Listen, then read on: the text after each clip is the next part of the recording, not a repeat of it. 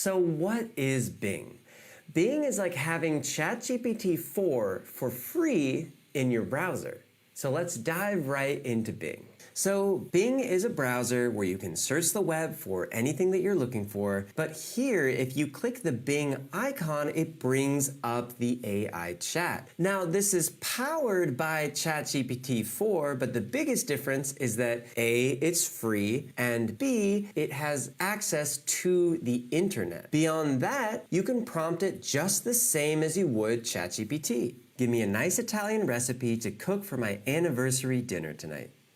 You can see searching the web for Italian recipe, and we have our suggestions here. You'll notice right off the bat there's these numbers which correspond to numbers at the bottom, and what these numbers represent are the sources that Bing got its information from. So you can tell this first piece of information comes from this website here. The second bit of information comes from this website here. This is crucial for fact-checking and exploring the source of the information in case you wanted to, like I said, fact check Bing to make sure that the information you're getting is accurate, or B, you just want to further explore the source of the information to see if there's any other relevant information on that source. But what's really nice is that you can have Bing interact with the website that you're on. For example, let's say we click this news article. Instantly, we already have a summary of this article. Bing populates with automatic follow-up questions that you can ask, or you can ask your own follow-up question. And if you find an article that Bing hasn't automatically summarized for you, you can ask it to do so in the chat. Please summarize this article. And here we go. Bing has now summarized this web page. We could ask it a follow-up question, or we could say,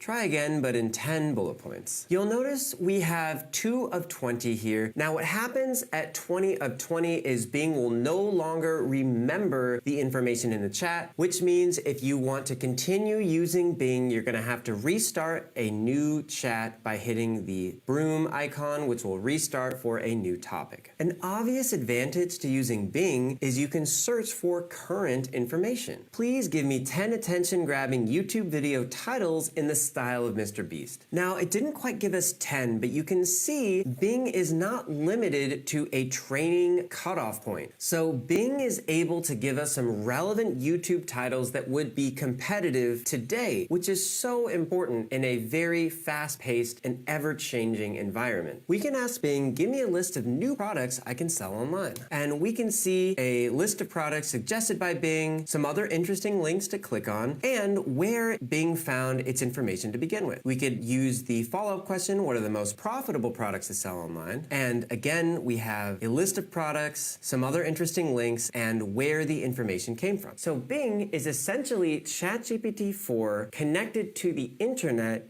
integrated directly in the Microsoft Edge browser. So you can use all the same prompting techniques that you've already learned for ChatGPT and apply them to Bing.